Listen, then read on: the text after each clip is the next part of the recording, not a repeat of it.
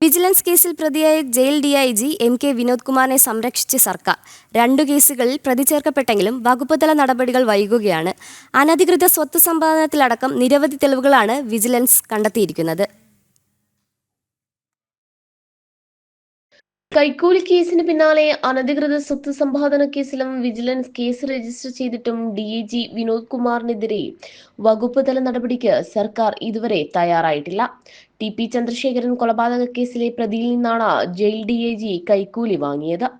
കഴിഞ്ഞ ദിവസങ്ങളിൽ വിനോദ് കുമാറിന്റെ ആലപ്പുഴയിലെ വീട്ടിലും തിരുവനന്തപുരത്തെ വസതിയിലും വിജിലൻസ് നടത്തിയ റെയ്ഡിൽ നിർണായക രേഖകൾ പിടിച്ചെടുത്തിരുന്നു. ബാങ്ക് അക്കൗണ്ടുകൾ പരിശോധിച്ചപ്പോഴും അനധികൃത സ്വത്ത് സമ്പാദനത്തിന്റെ തെളിവുകൾ വിജിലൻസിന് ലഭിച്ചിരുന്നു. ജയിൽ വികസന ക്ഷേമനിധി ഫണ്ടുകളിൽ ക്രമക്കേട് നടത്തിയതായും കണ്ടെത്തിയിരുന്നു. രഹസ്യാന്വേഷണ റിപ്പോർട്ടിന്റെ അടിസ്ഥാനത്തിലാണ് ആഭ്യന്തര വകുപ്പ് വിജിലൻസിന് അന്വേഷണത്തിന് നിർദ്ദേശം നൽകിയത്. ഗുരുതര അച്ചടക്ക ലംഘനത്തിന് നേരത്തെയും വിനോദ് കുമാർ വിധേയനായിരുന്നു. നിലവിലെ അന്വേഷണത്തിലെ കണ്ടെത്തലിന്റെ അടിസ്ഥാനത്തിൽ ആഭ്യന്തര വകുപ്പ് സസ്പെൻഷന് ശുപാർശ ചെയ്തിരുന്നു.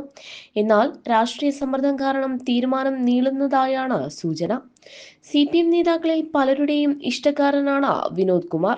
അതുകൊണ്ട് തന്നെ കേസ് അട്ടിമറിക്കാൻ നീക്കം നടക്കുന്നതായും വിലയിരുത്തലുകളുണ്ട്. ജനം, തിരുവനന്തപുരം.